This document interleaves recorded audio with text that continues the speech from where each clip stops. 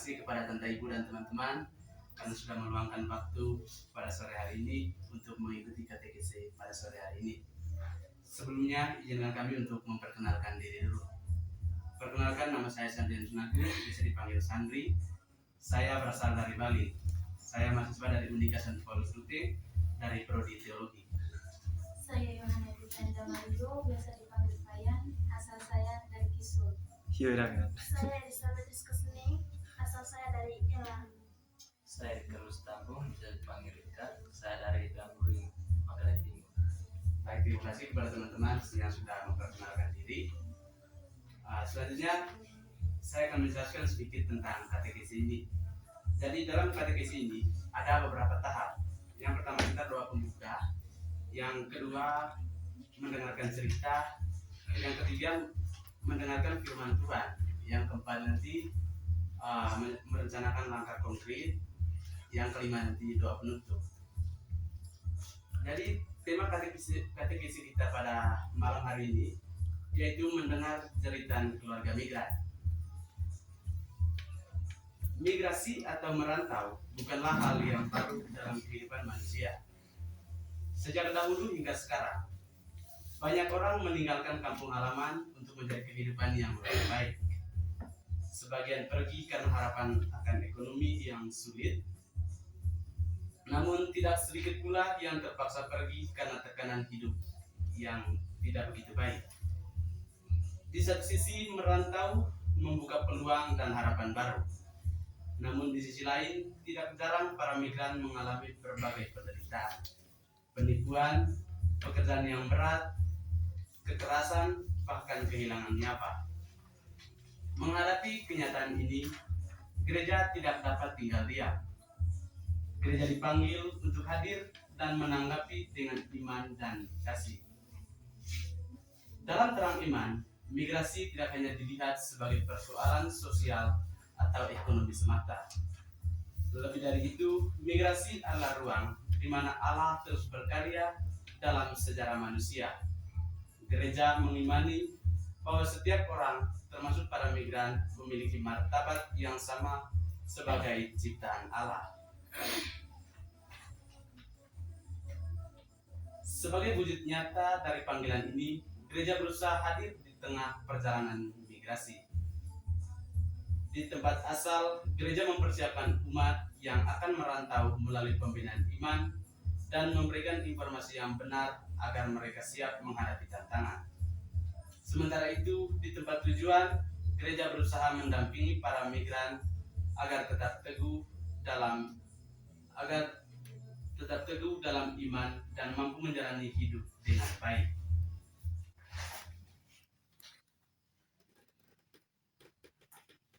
Dalam terang iman ini, gereja dipanggil untuk menghadirkan wajah Allah sebagai El Roi.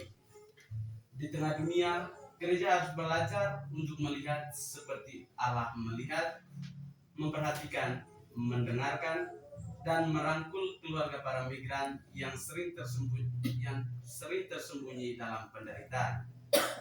Seperti Hagar yang tetap dilihat dan disertai Allah. Demikian pula keluarga yang ditinggalkan para migran tidak pernah sendirian. Tuhan tetap hadir membuka jalan dan menyediakan harapan bagi masa depan mereka.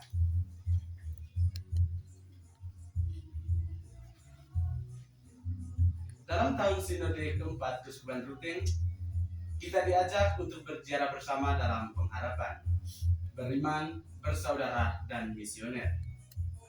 Ziarah ini bukan hanya perjalanan biasa, tetapi perjalanan iman yang nyata, yang menyentuh kehidupan sehari-hari, termasuk mereka yang mengalami luka dan pergumulan hidup. Salah satu kenyataan yang kita hadapi adalah tangisan keluarga migran, mereka yang ditinggalkan, yang berjuang dalam diam dan memikul beban hidup dengan setia. Katekesi kita hari ini mengajak kita untuk melihat dan merasakan kenyataan ini dalam terang sabda Allah. Melalui kebersamaan dan dialog, malam ini kita diajak untuk bertanya dengan jujur. Apakah kita sungguh melihat dan mendengarkan tangisan keluarga migran? Apakah KBG atau paroki kita sudah hadir bagi mereka yang ditinggalkan. Baik, kita mulai katekese kita pada malam hari ini dengan lagu pembukaan. Berita bagi kakiku, terang bagi jalan,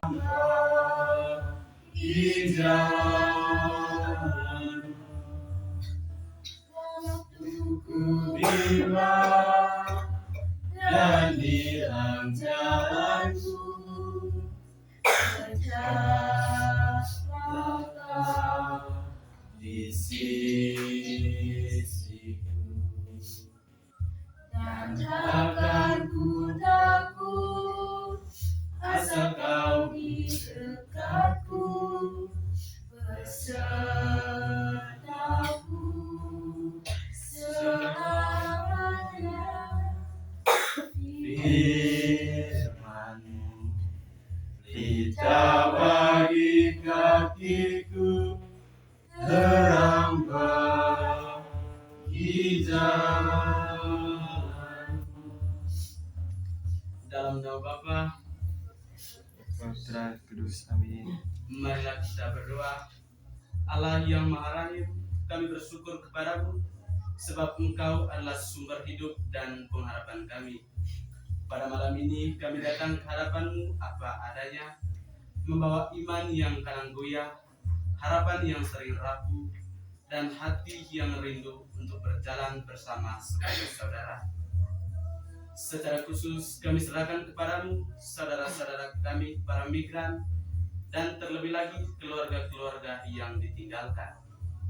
Engkau melihat air mata mereka, Engkau mengenal pergumulan mereka, dan Engkau tidak pernah meninggalkan mereka. Bimbinglah kami dalam katekese ini, agar sebagai gereja yang berziarah dalam pengharapan, kami tidak menutup mata terhadap penderitaan sesama, melainkan berani hadir, menguatkan dan menjadi tanda kasih-Mu bagi mereka yang menangis dan merasa dilupakan. Teguhkanlah kami dalam iman, satukanlah kami dalam persaudaraan, dan utuslah kami menjadi saksi kasih-Mu di tengah dunia, khususnya bagi mereka, para keluarga migran yang terluka. Semua ini kami mohon kepadamu melalui Kristus sabda-Mu yang hidup, Tuhan dan pengantara kami. Amin. Berikutnya yaitu mendengarkan cerita. Kepada teman Rizka saya persilakan. Ditinggalkan tapi tidak dilupakan. Maria bukan nama sebenarnya. Berapa tahun lalu, suaminya merantau ke Malaysia. Kepergian itu penuh harapan. Demi masa depan keluarga, demi kehidupan yang lebih layak pada awalnya, semuanya berjalan baik. Suaminya masih memberi kabar, namun lama-kelamaan komunikasi terputus. Sehingga suatu hari, Maria mendengar kabar yang menghancurkan hatinya. Suaminya telah menikah lagi di tanah rantau. Sejak saat itu, hidup Maria berubah drastis. Ia harus membesarkan anak-anak seseorang diri. Ia bukan hanya kehilangan suami, tetapi juga harus memikul seluruh tanggung jawab keluarga di pundaknya. Begitulah nasib seorang single mother. Setiap hari ia bangun pagi-pagi, menyiapkan makanan, mengantar anak ke sekolah, lalu pergi ke kebun. Sepulang dari kebun, ia masih harus masak untuk anak-anak, menenangkan mereka ketika rindu akan ayahnya, dan menjawab pertanyaan-pertanyaan yang seringkali sulit ia jawab. Nde, cowok tara telepon hi emak? Mungkin diteko? Beban itu terasa semakin berat karena luka batin yang ia tanggung. Lebih menyakitkan lagi, di kampung ia mulai dilabeli dengan sebutan yang merendahkan. Janda Malaysia. Mendengarkan julukan itu, hati Maria terasa seperti disayat. Ia merasa kecil, tidak berharga, bahkan seolah-olah hidupnya gagal. Ia berjuang keras untuk anak-anaknya, tetapi seakan-akan orang hanya melihat statusnya, bukan perjuangannya. Di tengah keputusan itu, suatu hari Maria diajak oleh seseorang ketua KBG untuk mengikuti kegiatan dari Karitas Keuskupan Ruteng. Awalnya Maria ragu, ia merasakan malu. Ia takut membuka luka yang selama ini ia simpan sendiri. Namun akhirnya ia memberanikan diri untuk datang. Betapa bersyukurnya, di sana ia mengalami hal yang tidak pernah ia bayangkan. Ia bertemu dengan ibu-ibu lain yang juga terluka seperti dirinya.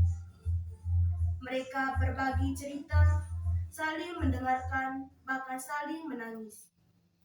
Mereka berjalan, belajar bertani secara organik, menanam sayur, mengolah kebun, dan mengembangkan usaha simpan pinjam bersama.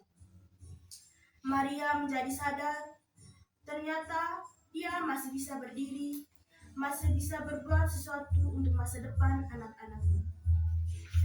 Ia tidak sendirian. Ia mulai menemukan kembali harga dirinya. Dari hasil kebun, ia bisa membantu memenuhi kebutuhan keluarga dan biaya sekolah anak-anaknya. Dari kebersamaan kelompok Ibu Mirgan itu, ia menemukan kekuatan baru untuk terus melangkah, meniti masa depannya dan anak-anaknya. Baik, terima kasih kepada teman Rizka yang sudah membacakan cerita. Jadi itu cerita di bawah Tante Ibu, teman-teman. Jadi coba buat cerita jelas dulu. Apa perlu bacakan teman aku. Baiknya terasa kata canggung adalah perasaan kata itu. Jadi aku malah dia coba. Apa jalan Ibu atau teman-teman? Saya juga dia lihat.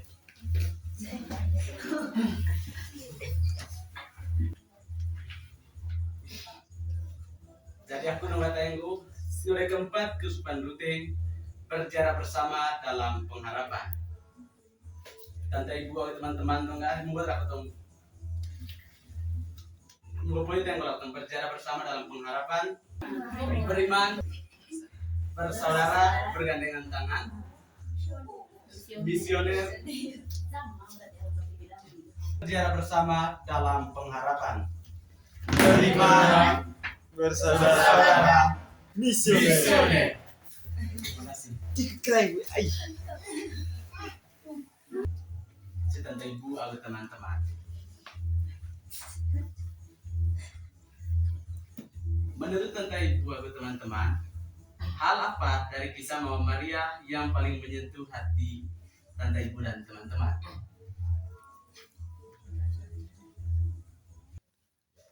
Baik, kalau menurut saya berawal dari cerita tadi bagaimana perjuangan Mama Maria itu berusaha mencoba menafkahi keluarganya, menanggung beban keluarganya dengan sendiri tanpa suaminya, karena suaminya tadi sudah menikah. Jadi hal yang paling menyentuh hati saya ya bagaimana perjuangan Maria dalam memikul semua beban tanggung jawab keluarganya itu secara pribadi, dan dia juga kembali menemukan jati dirinya, harga dirinya melalui komunitas beriman, sehingga dia menemukan masih ada ya samakin aku nasib aku dia aku bang. Iya. Nah, dari itu menurut saya. Baik, terima kasih kepadaku. Dari balik itu bahwa sangat terinspirasi bagi kami semua. Mungkin mengenai Tante Ibu atau teman-teman.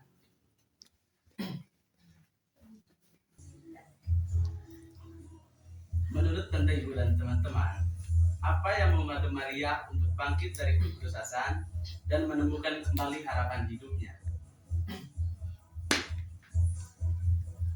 Misalnya perjumpaan dengan sesama ibu yang mengalami hal serupa, dukungan komunitas, serta keterlibatan dalam program kualitas yang memberdayakan hidupnya.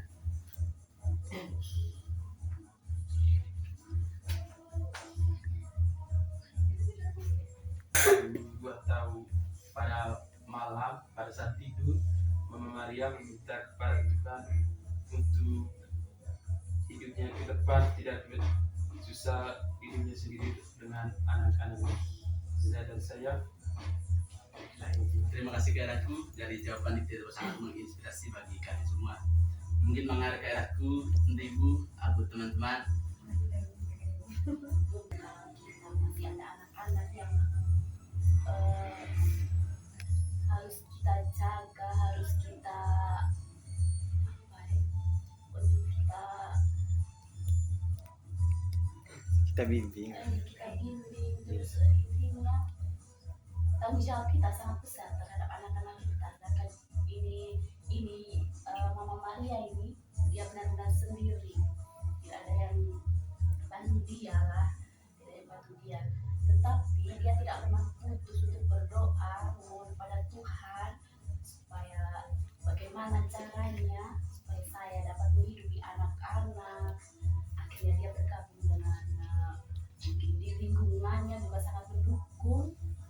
Akhirnya pokoknya dia pasrah kepada Tuhan.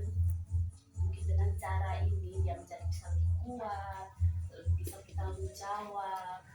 Intinya kita punya hidup pasrahkan kepada Tuhan dan kita tetap berusaha dan berdoa. Baik, terima kasih Tante Ibu. Jawaban itu tadi sangat menginspirasi bagi kami semua. Jadi aku lanjut ke pertanyaan telurnya. Kira-kira menurut Tante Ibu dan teman-teman, bagaimana peran gereja dan komunitas beriman dalam menghadirkan kasih Tuhan secara nyata bagi Maria? Menurut saya, kasih Tuhan itu nyata pada Mama Maria dengan cara ada beberapa orang ibu yang berjumpa dengannya yang mempunyai nasib seperti Mama Maria. Baik, terima kasih kepada teman aku. Dari jawaban itu sangat menginspirasi bagi kami. Aku lanjut ke pertanyaan berikutnya. Menurut Tante Ibu dan teman-teman, dalam kehidupan sehari-hari, bagaimana kita dapat menjadi tangan Tuhan bagi keluarga migran atau orang-orang yang sedang terluka di sekitar kita?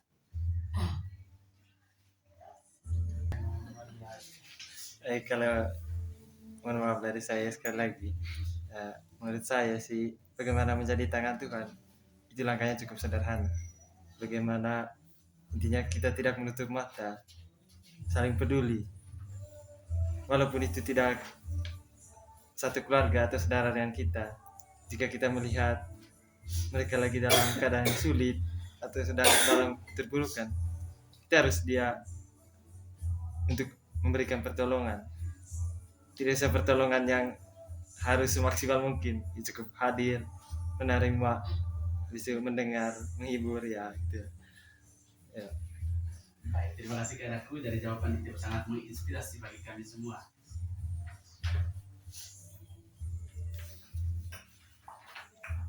Jawaban itu tadi, dari semua jawaban itu dari sangat terinspirasi bagi kami semua. Jadi Tante Ibu dan teman-teman, cerita Mama Maria adalah cerita banyak keluarga di sekitar kita. Kisah ditinggalkan, dilukai, dan bahkan dilabeli secara tidak adil adalah kenyataan yang sungguh dialami oleh banyak keluarga migran. Tangisan Maria adalah tangisan yang sering tersembunyi di balik kehidupan sehari-hari.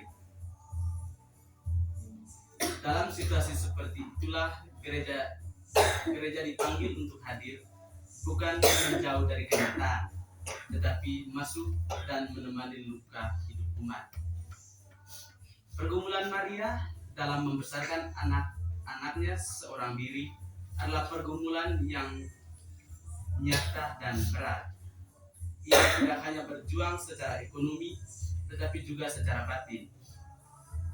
Menjawab kerinduan anak-anak akan ayahnya, menjaga harapan mereka, dan tetap berdiri di tengah rasa terluka. Ini menunjukkan bahwa migrasi tidak hanya berdampak pada mereka yang pergi, tetapi juga sangat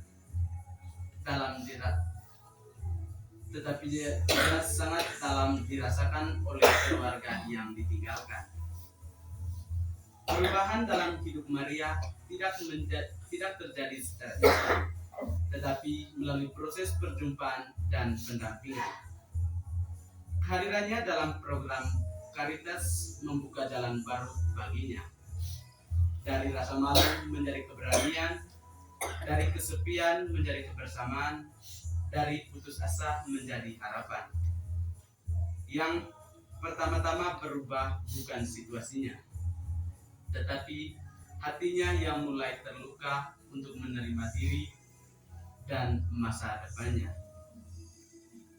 Kehadiran Tuhan dialami Maria melalui tindakan nyata gereja, bukan melalui kata-kata panjang, tetapi melalui tangan yang menjangkau, yang mendengarkan, dan yang memperdayakan. Melalui kebersamaan, pendampingan, dan usaha sederhana seperti pertanian, Maria merasakan bahwa dirinya dilihat, diperhatikan, dan dihargai kembali. Komunitas beriman atau KBG memiliki peran yang sangat penting dalam menghadirkan harapan. Dalam kebersamaan, orang-orang yang terluka menemukan tempat untuk berbagi, saling menguatkan, dan bangkit bersama. Gereja menjadi nyata ketika umat saling peduli dan terlihat. Dari situ lahir langkah-langkah konkret, mendampingi keluarga migran, menghapus label yang melukai, dan membangun kehidupan yang lebih bermartabat. Dengan cara inilah gereja sungguh menjadi tanda kasih yang hidup di tengah dunia. Baik, saya ajak Tante Ibu dan teman-teman untuk hening sejenak.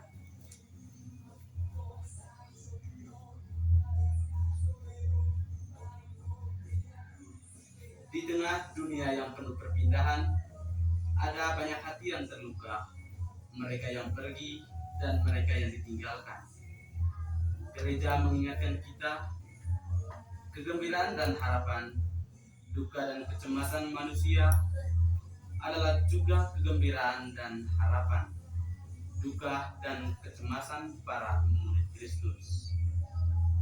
Dalam setiap air mata keluarga migran, Tuhan hadir tetapi setia. Paus Fransiskus mengingatkan bahwa anak-anak dan keluarga yang ditinggalkan sering memikul luka yang dalam, dan karena itu mereka membutuhkan perhatian, pendampingan, dan kasih yang nyata. Tuhan hadir bukan hanya dengan kata-kata, tetapi dalam kasih yang menyentuh, dalam tangan yang menolong, dan dalam hati yang mau peduli. Tadi kita sudah mendengarkan cerita, kita juga sudah mendalami cerita. Selanjutnya saya ajak Tante Ibu dan teman-teman untuk lanjut ke tahap berikutnya, yaitu mendengarkan firman Tuhan. Kitab Kejadian bab 16 ayat 1 sampai 15. Asmal, Hagar dan Ismail. Adapun Sarai, istri dari Abraham, tidak beranak, ia mempunyai seorang hamba perempuan, orang Mesir, Hagar namanya. Berkatalah Sarai kepada Abraham, engkau tahu Tuhan tidak memberi aku melahirkan anak. Karena itu, baiklah hampir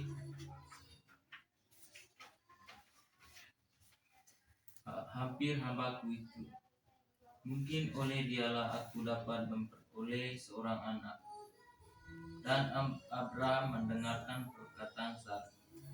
Jadi Sarai, istri Abraham, mengambil Hagar, hambanya, orang Mesir itu. Yakin ketika Abraham telah 10 tahun tinggal di tanah Kanaan, lalu memberikan kepada Abraham suaminya untuk menjadi istrinya. Abraham menghampiri Hagar, lalu mengandunglah perempuan itu. Ketika Hagar tahu bahwa ia mengandung, maka ia memandang rendah akan nonanya itu. Lalu berkatalah Saria kepada Abraham, penghinaan yang kuderitai ini adalah tanggung jawabmu. Akulah yang memberikan hambamu ke pangkuan. Tetapi baru saja ia tahu bahwa ia mengandung. Ia memandang rendahkan aku. Tuhan kiranya menjadi hakim antara aku dan engkau. Kata Abraham pada Sarai, hambamu itu di bawah kekuasaanku.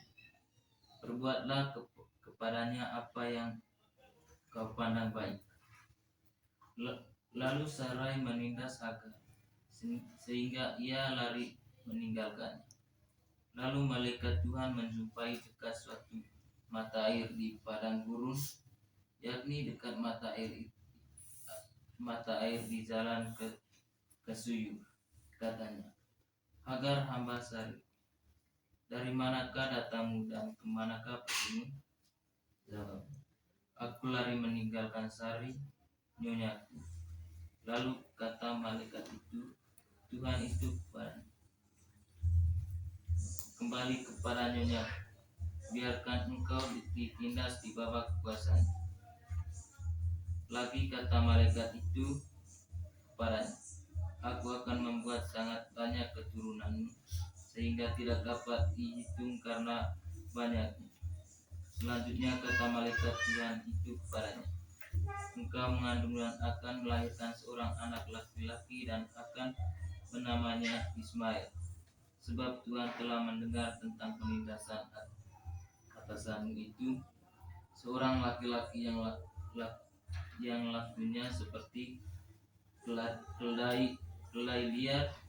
Demikian nanti anak itu tangannya akan melawan tiap-tiap orang dan tangkap tiap-tiap akan melawan dia. Dan dia tempat kediamnya itu akan menentang semua saudaranya. Kemudian Hagar menamakan Tuhan yang telah berfirman kepadanya itu dengan sebutan engkaulah El-Roi. Sebab katanya, bukankah dia sini kulihat dia yang telah melihat aku? Sebab itu sumur tadi sebutkan orang. Sumur Lahiroi, letakkannya antara Kades dan Per. Lalu Hagar melahirkan seorang anak laki-laki bagi Abraham, dan Abraham menamai anak yang dilahirkan Hagar itu Ismail. Demikianlah sabda Tuhan. Baik, Bapak Ibu, firman Tuhan. Aku mengarai aku isi Tante Ibu, aku teman-teman sekalian. Menurut Tante Ibu dan teman-teman, sejauh mana pengalaman Hagar ini mirip dengan pengalaman keluarga migran di sekitar kita, atau mungkin juga pengalaman dari Tante Ibu dan teman-teman?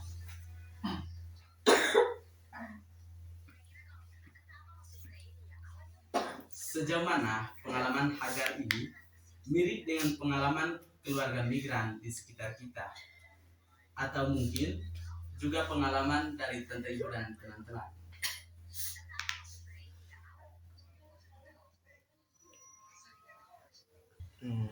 Jadi saya pernah dulu ada satu kejadian ketika saya dulu pernah bekerja di Bali selama 1 tahun lebih. Pada saat itu kan biasanya tanggal gajian kami ini ya tanggal 1 di awal bulan. Namun hari itu di tanggal 25 ketika saya pulang kerja, saya melihat dompet saya kosong, tema kita isin kok. Elo dia alih aku. Ya lagi sego.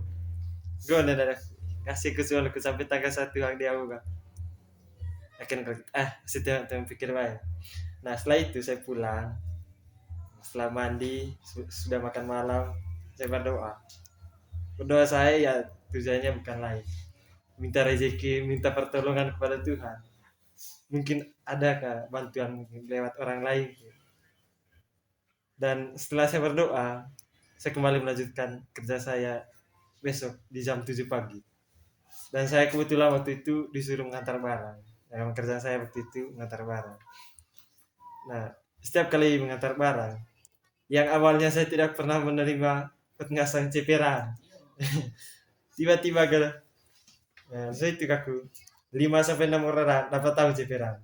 Pada ceperan ulti, temanggo ceperan tenggo 5.000, 10.000, 50, 70.000, 20. Memang saya di hati sangat senang dan merasa bersyukur dan ya terharu. Lalu tibalah saya pulang terus absen terus pulang ke kos. Saya menyadari satu hal bahwa Tuhan itu sama seperti yang Hagar namai El Roi, artinya Allah yang melihat. Berarti Allah itu tidak menutup mata, tidak membiarkan kita untuk dalam keadaan keterpurukan. Baik, temen gue aku bisa selama bisa mungkin mata tanah data. Hanya itu sudah menurut saya Tuhan itu memang seperti yang dikatakan Hagar tadi, El Roi. Dia tidak meninggalkan kita dalam keadaan ya sangat terpuruk. Pasti dia selalu membantu.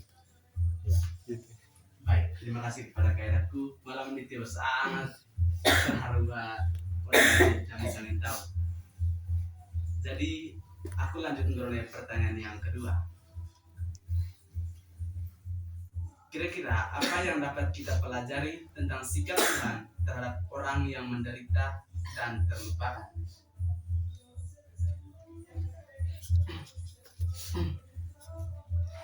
Mungkin mga istribu, si teman-teman datu.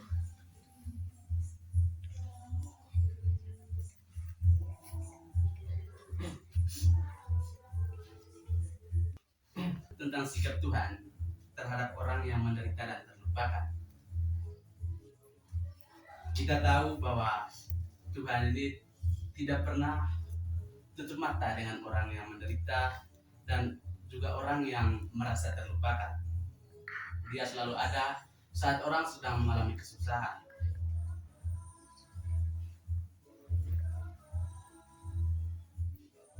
Contohnya dulu saja saya pernah mengalami kesusahan.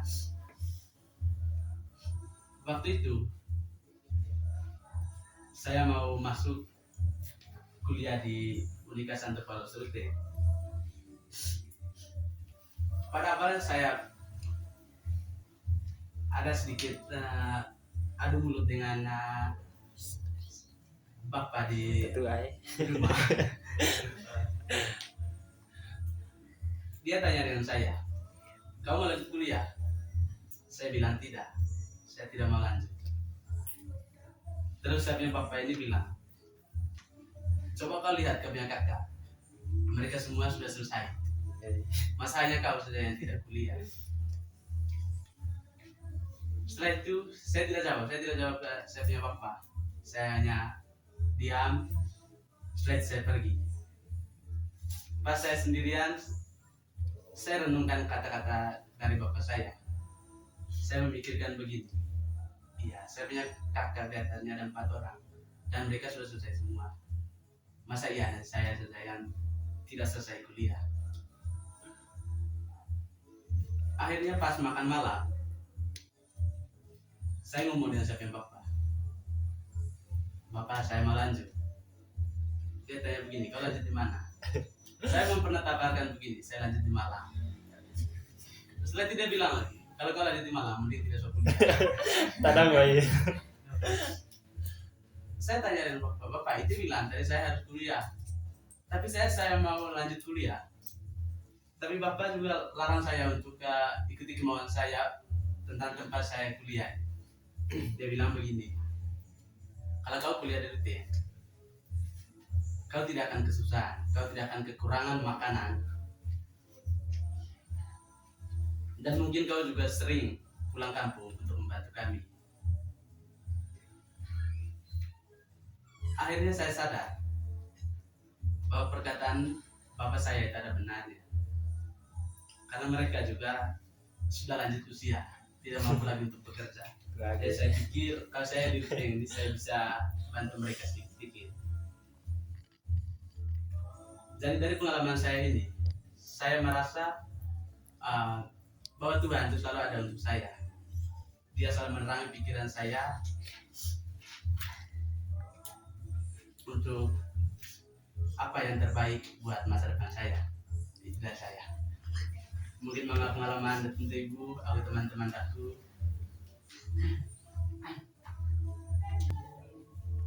Jadi saya lanjut ke pertanyaan berikutnya. Bagaimana pengalaman dari tante ibu dan teman-teman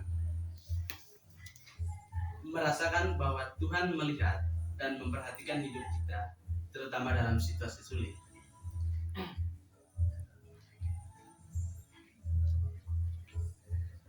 Bagaimana pengalaman tante ibu dan teman-teman sendiri merasakan bahwa Tuhan melihat dan memperhatikan hidup kita, terutama dalam situasi sulit? Baik, terima kasih. Saya akan sharing pengalaman pribadi saya. Waktu tamat SMA, saya melanjutkan, kebetulan saya angkatan tahun 2024, saya melanjutkan kuliah ke Jogja. Dari kampung sampai ke Jogja, saya punya kondisi badan sehat-sehat. Sampai di Jogja, saya kuliah mungkin 4 bulan lah. Mau masuk ujian, tiba-tiba saya sakit dan tidak bisa melanjutkan ujian. Dan ketika orang tua saya mengetahui kalau kondisi saya sakit dan tidak bisa melanjutkan kuliah, orang tua saya menyuruh saya untuk pulang. Tapi saya tetap ingin melanjutkan kuliah di sana. Tetapi orang tua saya tetap memaksa saya untuk pulang, dan terpaksa saya pulang ke kampung. Dan sampai di kampung, saya ingin sekali melanjutkan kuliah ke Jogja, tapi orang tua saya melarang saya untuk melanjutkan kuliah lagi ke Jogja, dan orang tua saya melarang saya untuk melanjutkan kuliah. Tetapi saya tetap ingin melanjutkan kuliah, dan orang tua saya melarang saya karena kondisi saya.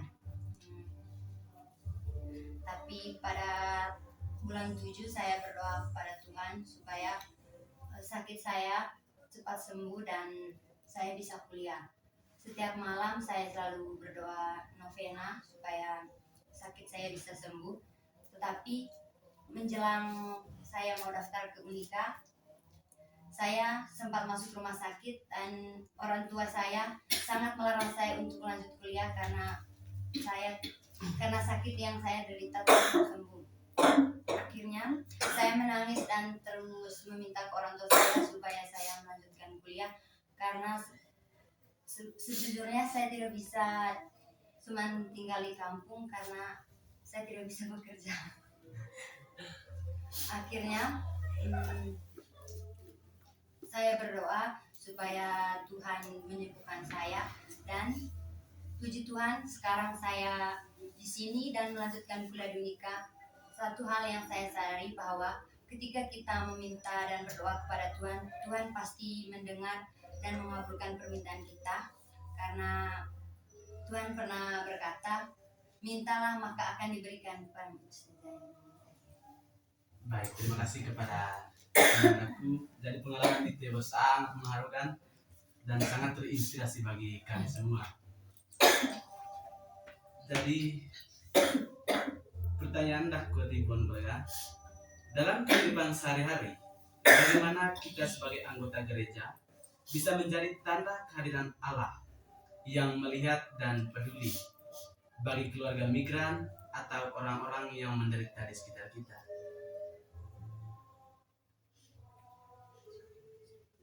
Kira-kira dalam kehidupan sehari-hari, bagaimana kita sebagai anggota gereja bisa menjadi tanda kehadiran Allah yang melihat dan peduli bagi keluarga migran atau orang-orang yang menderita di sekitar kita? Mungkin kalau di dalam lingkungan KB gitu, mungkin dengan cara kita menolong tetangga yang sedang kesusahan, atau kalau tidak, kalau misalnya ada tetangga yang ada hajat, kita saling membantu.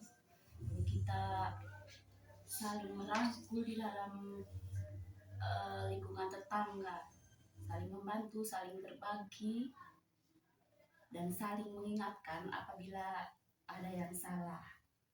Itu menurut saya. Baik, terima kasih Tante Ibu. Jawaban itu sangat terinspirasi bagi kami semua.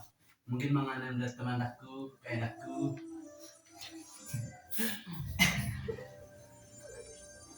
Gitu. Ya kurang lebih jawaban saya sama seperti Mama ya. Dengan kita menghadirkan membantu orang lain, walaupun tindakannya sederhana, dengan itu juga orang menyadari bahwa Tuhan itu hadir. Itu tadi, Tuhan hadir tidak harus begitu dalam sosok Tuhannya. Dia bisa melalui orang-orang sekitar, walaupun dalam bantuan yang kecil.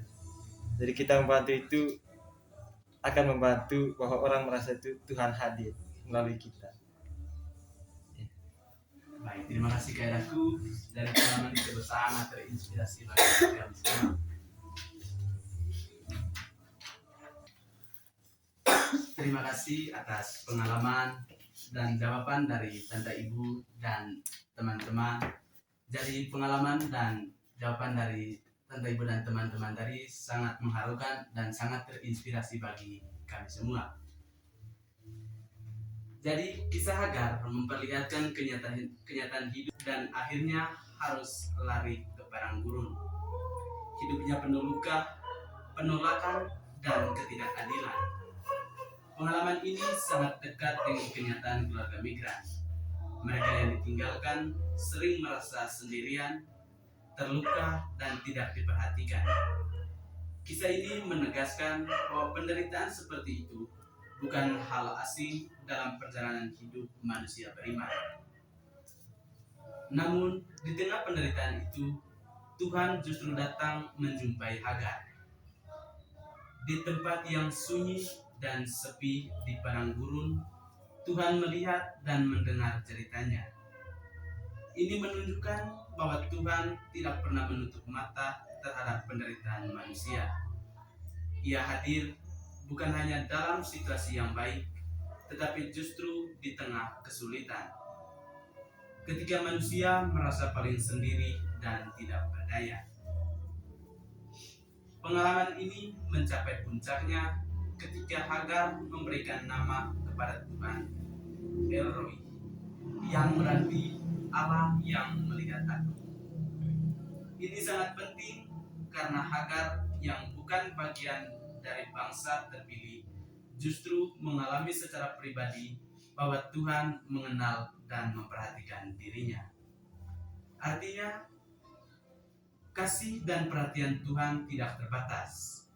Ia melihat setiap orang, termasuk orang yang sering dilupakan oleh dunia.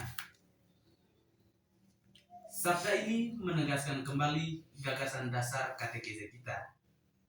Tuhan hadir dalam tangisan migran dan keluarga yang ditinggalkan.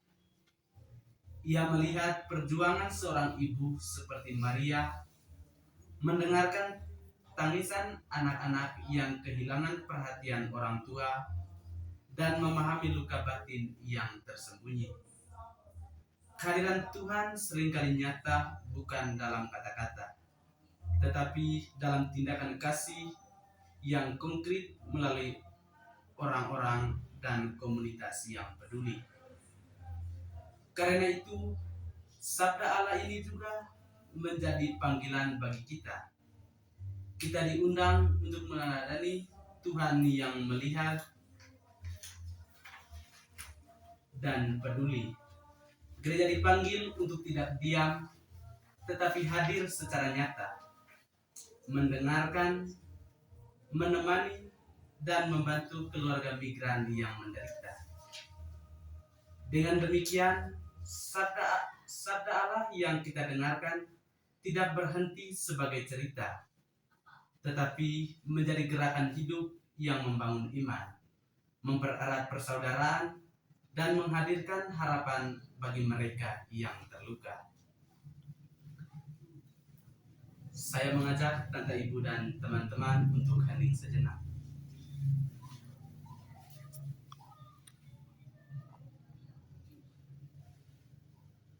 Yesus Kristus selalu menunggu untuk dikenali dalam diri para migran dan mengungsi, dalam diri orang-orang yang mengungsi dan terusir, dan melalui mereka Ia memanggil kita untuk berbagai sumber daya kita, dan kadang-kadang bahkan melepaskan sebagian dari kekayaan yang telah kita miliki. Yesus yang tergantung di salib mengkhawatirkan masa depan ibunya, dan Ia menyerahkan kepada murid yang paling dikasihinya untuk dipelihara. Sang ibu harus diperlakukan oleh murid-muridnya sebagaimana Ia memperlakukan ibunya sendiri. Gereja sebagai persekutuan murid-murid Yesus dipanggil untuk menjadi komunitas keluarga yang menyokong satu sama lain di dalam kesulitan keluarga migran. Komitmen sosial dan iman mereka haruslah menerima dengan penuh cinta para ibu tunggal atau single mother, anak-anak tanpa orang tua, ibu-ibu tunggal yang harus mengurus anak-anaknya, orang-orang yang berpisah atau janda-janda yang hidup sendiri, yang tidak mendapatkan dukungan dari anak-anak dan suami mereka.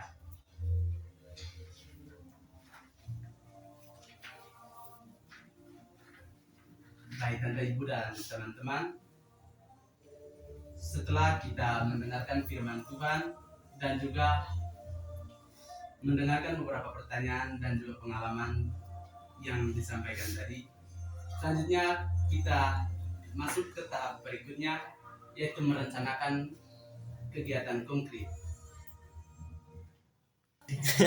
Silone keempat keuskupan Ruteng, berziarah bersama dalam pengharapan. Beriman, bersaudara, misioner. Terima kasih.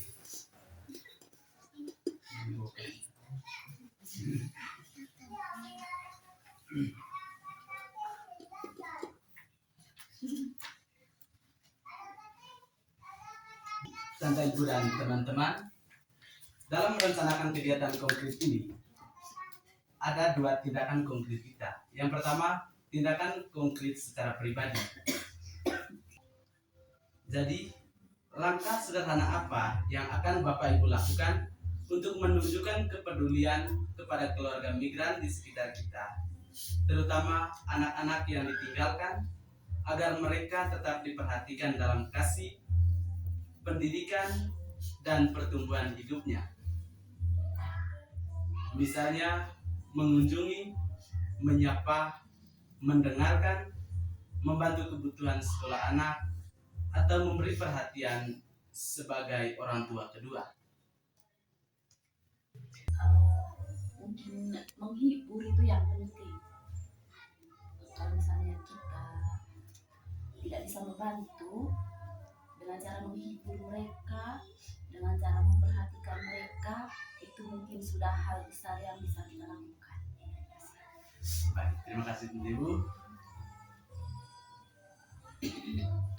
Yang kedua, kapan dan kepada siapa secara konkret Tante Ibu dan teman-teman akan lakukan tindakan tersebut, khususnya kepada anak-anak atau keluarga yang paling membutuhkan perhatian. Ya, kalau dari saya yang melakukan itu ya bukan orang lain, tapi diri kita sendiri, ya kan. Dan untuk siapa kita membantu itu? Yang pertama, jika lihat dari Tuhan tadi, dia tidak pernah memandang engkau siapa, dia siapa, dia tetap selalu membantu. Artinya begitu juga dengan kita. Contoh sederhananya, ada orang satu motor depan rumah kita, Lalu kita melihat dulu, ini keluarga kita atau tidak. Betul keluarga Damio, mataku tidak mungkin. Artinya di sini ya kita semua membantu, tidak harus memandang latar belakang. Bantulah intinya, sederhana. Intinya kita bisa membantu sedikit-sedikit lah, tidak apa-apa. Kita gitu. Baik, terima kasih Kairaku. Jadi yang ketiga, komitmen pribadi apa yang ingin Tante Ibu dan teman-teman pegang agar tidak menutup mata terhadap penderitaan orang lain, terutama terhadap anak-anak yang berisiko kehilangan perhatian, kasih sayang, dan arah hidup karena ditinggalkan orang tua.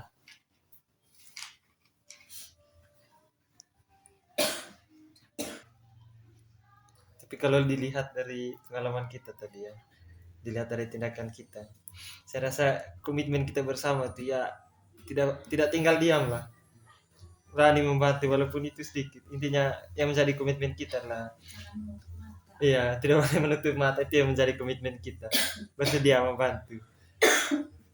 Ya, kira-kira gitu. Baik, terima kasih Ratu. Jadi selanjutnya kita merencanakan tindakan konkret sebagai KBG, karena Hion bukan tindakan konkret secara pribadi. Bagi dua kita. Jadi yang pertama, apa yang bisa kita lakukan sebagai KBG untuk mendampingi keluarga migran yang ada di lingkungan kita, termasuk memastikan anak-anak yang ditinggalkan tetap mendapatkan perhatian, pendampingan, dan kesempatan untuk bertumbuh dengan baik.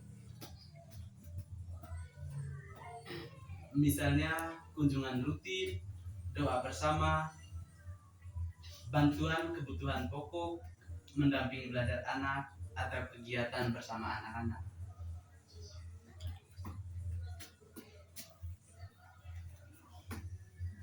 Kalau menurut pengalaman kami di KBG, di mana kami setiap akhir tahun kami mengadakan macam bakti sosial. Itu hasilnya sebentar kita kasihkan ke keluarga yang kurang mampu. Misalnya anak yang sudah tidak ada orang tua, misalnya yang bapaknya sudah meninggal atau yang mamanya sudah meninggal, itu kita perhatikan secara khusus. Itu kalau di KBG kami. Terus kalau untuk kami juga fokuskan pada lansia yang mungkin anak-anaknya merantau jauh, tidak pernah pulang lagi. Kami fokuskan ke mereka juga. Itu menurut apa di KBG kami saat ini. Baik, terima kasih Tante Ibu. Jadi yang kedua, program sederhana apa yang bisa kita mulai bersama untuk mendukung keluarga migran dan anak-anak mereka, dan kapan kita akan melaksanakannya? Contohnya tentukan waktu, tempat, dan bentuk kegiatan secara konkret.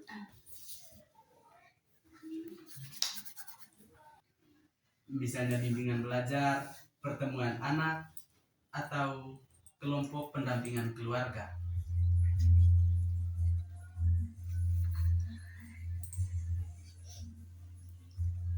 Program sederhana apa yang bisa kita lakukan bersama untuk mendukung keluarga migran dan anak-anak mereka, dan kapan kita akan melaksanakannya? Ya, kalau dari saya sih program seperti apa? Misalkan seperti di KBG kami ya, programnya itu pengunjungan kepada orang sakit. Jadi di mana kami itu berkumpul bersama, biarpun utusan dari beberapa keluarga, untuk mengunjungi orang sakit ataupun untuk mengunjungi orang-orang yang ekonomi keluarganya ya mungkin sangat terpuruk gitu. Jadi kapan kita melakukan, tidak harus menentukan waktu atau tunggu. Intinya begitu kita tahu ada saudara-saudari ataupun orang di sekitar kita yang membutuhkan pertolongan, membutuhkan perhatian, ya saya rasa tindakan itu perlu dilakukan. Baik, terima kasih Kairaku. Jadi yang ketiga, siapa yang akan bertanggung jawab untuk menggerakkan dan menjaga keberlanjutan kegiatan ini, khususnya dalam memperhatikan perkembangan dan kebutuhan anak-anak. Kalau menurut saya, misalkan di KBG yang mempertanggungjawabkan itu ketua KBG, misalkan memberi bantuan kepada anak-anak yang membutuhkan. Ketua KBG yang mengarahkan Warga. warga atau anggota KBG untuk memberikan sumbangan atau tetap melaksanakan kegiatan.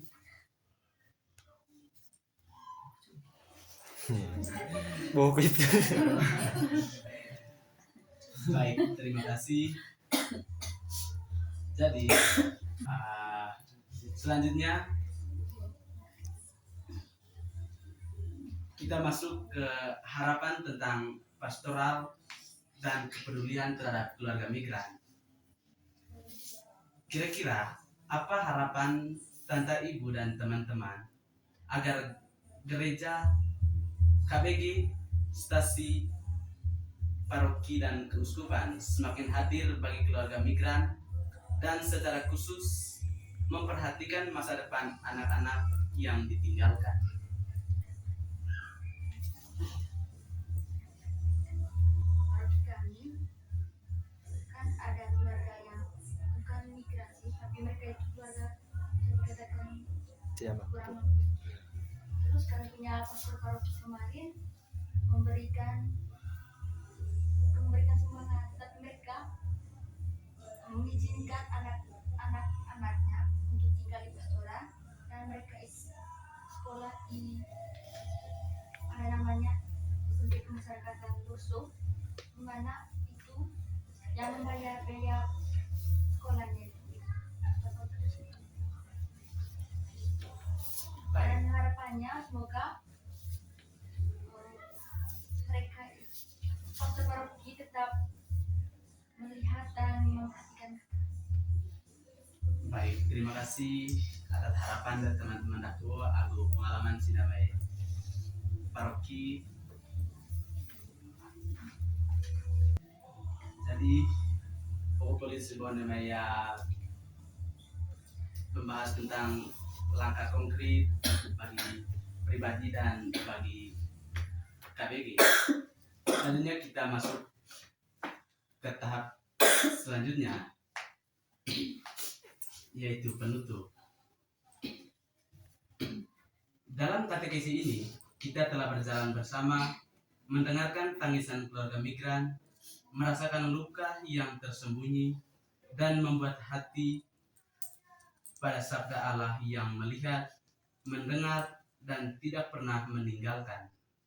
Sabda itu hadir di tengah cerita hidup, bukan untuk menghapus penderitaan seketika, tetapi untuk menyalakan harapan yang memberi kekuatan untuk melangkah. Dari sabda yang kita dengarkan, lahirlah kepekaan, dan dari kepekaan tumbuh panggilan untuk peduli.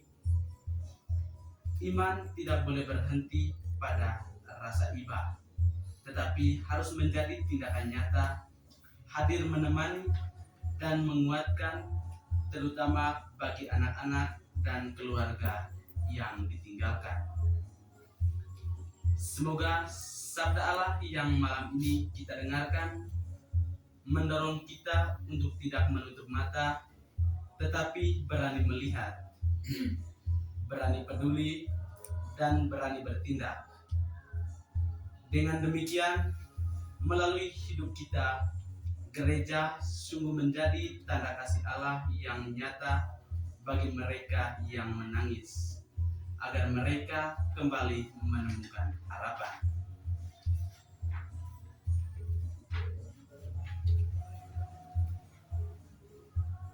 Tante Ibu dan teman-teman, sebelum kita masuk ke tahap terakhir yaitu doa penutup, sebelumnya kami mengucapkan terima kasih atas waktu dari Tante Ibu dan teman-teman dalam katekesi ini. Kami juga berterima kasih atas pengalaman, atas masukan, atas jawaban dari Tante Ibu dan teman-teman. Semua jawaban dan pengalaman dari tante ibu dan teman-teman tadi sangat terinspirasi dan sangat menyentuh hati kami semua. Kami juga mohon maaf bila dalam katekesi ini ada kata-kata atau tindakan yang kurang berkenan. Saya mewakili teman-teman saya meminta maaf kepada tante ibu dan teman-teman. Baik, selanjutnya kita masuk ke tahap terakhir, yaitu doa penutup. Saya mengajak tante ibu dan teman-teman untuk mengambil sekejap untuk berdoa. Allah Bapa yang penuh kasih, kami bersyukur atas sabdamu yang hari ini kami dengar dan hayati di tengah tangisan dan pergumulan keluarga migran. Engkau adalah Allah yang melihat, mendengar, dan tidak pernah meninggalkan anak-anak-Mu. Bukalah hati kami agar peka terhadap penderitaan sesama, terutama anak-anak dan keluarga yang ditinggalkan. Tuntunlah kami untuk tidak hanya mendengar, tetapi juga berani bertindak, hadir, menemani, dan menguatkan mereka yang lemah dan terluka. Jadikanlah kami gereja yang hidup dan saling menopang dalam kasih dan menjadi tanda harapan di tengah dunia. Semoga sabdamu tinggal dalam hati kami, bertumbuh dalam tindakan nyata, dan berbuah dalam kehidupan pribadi, keluarga, dan komunitas kami. Demi Kristus, Putramu, Tuhan dan pengantara kami. Amin. Padalah Jamu yang suci,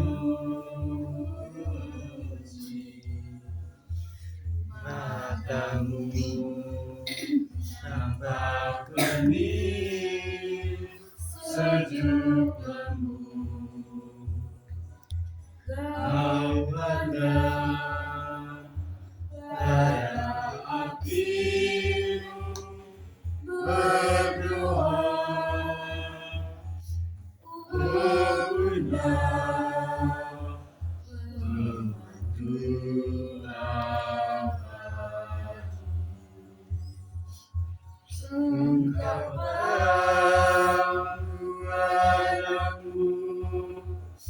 Yesus Putra Allah,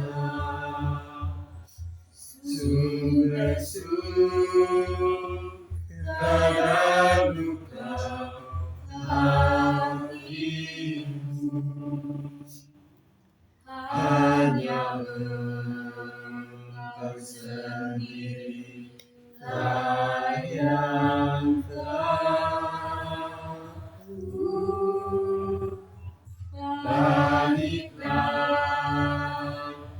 manisnya hidup. Allah Bapa yang Maha Kasih, kami bersyukur atas rahmat dan perlindungan-Mu dari malam tadi dan seluruh aktivitas kami pada hari ini, sehingga pada sore hari ini kami dapat melakukan katekesi kami dengan lancar. Ya Tuhan, kami mohon kepada-Mu, berkatilah kami di hari-hari yang akan datang. Berkatilah semua pekerjaan kami, apa yang kami usahakan, Engkau tuntun agar mendapatkan hasil yang memuaskan bagi kami. Nama-Mu yang terus kami puji ya Tuhan, hari ini, esok, dan sepanjang segala masa. Amin. Selamat.